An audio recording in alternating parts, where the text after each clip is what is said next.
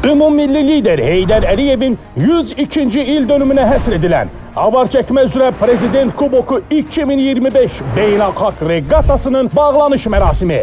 Möhtəşəm yarışların həyəcanı bu dəfə səhnədə davam edəcək. 2 may saat 20-dən etibarən sizi Kür Olimpiya Tədris İdman Mərkəzində Prezident Kuboku 2025-in təntənəli bağlanış mərasiminə dəvət edirik. Axşam boyu tamaşaçıları gözləyir.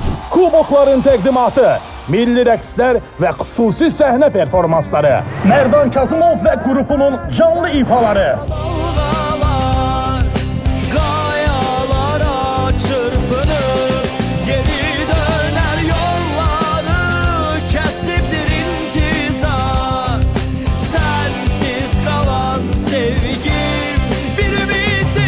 Rengarenk ateşfəşanlıq. Gəlin birlikdə idmanı, qalibləri və incəsənəti alqışlayaq.